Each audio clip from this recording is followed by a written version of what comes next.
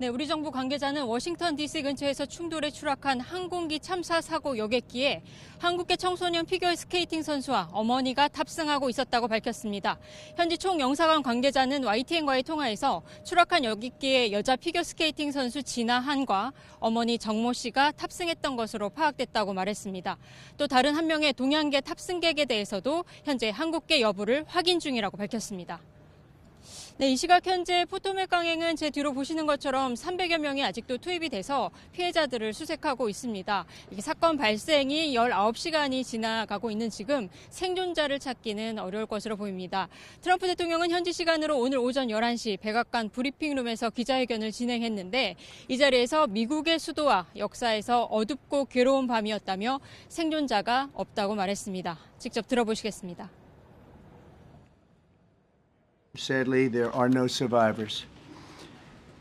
This was a dark and excruciating night in our nation's capital and in our nation's history, and a tragedy of terrible proportions. As one nation, we grieve for every precious soul that has been taken from us so suddenly.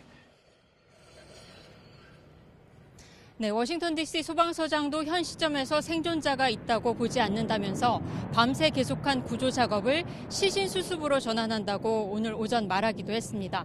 사고는 현지 시간 29일 저녁 8시 53분쯤 아메리칸 항공사나 PSA 항공의 여객기가 워싱턴 DC의 로널드 레이건 공항에 착륙하려고 접근하다가 비행 훈련을 하던 미 육군의 블랙호크 헬기와 충돌해 두 항공기가 모두 포토맥강에 추락한 사건입니다. 사고 여객기에는 승객 60명과 승무원 4명을 태우고 미 중부 캔자스주 위치토시에서 워싱턴으로 향하고 있었고 사고 헬기에는 군인 3명이 타고 있었습니다.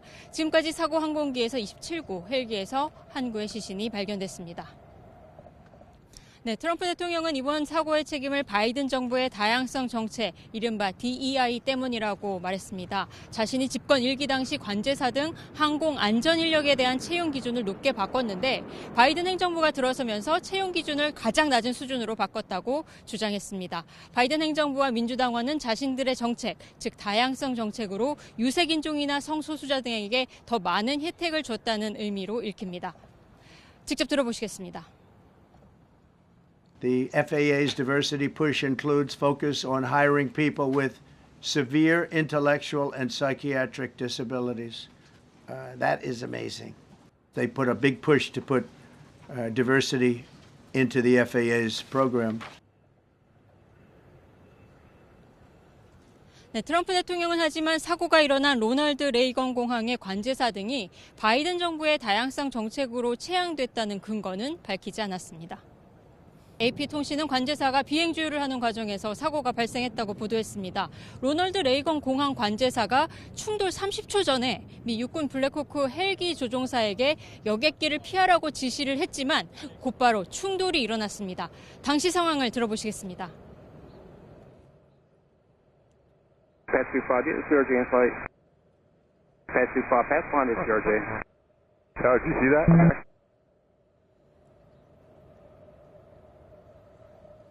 네, 현재 조사가 진행 중인데요. 블랙호크 헬기가 왜 여객기를 피하지 못했는지, 충돌의 정확한 사고 원인이 무엇이었는지 밝혀지기까지는 앞으로 상당한 시간이 걸릴 것으로 보입니다.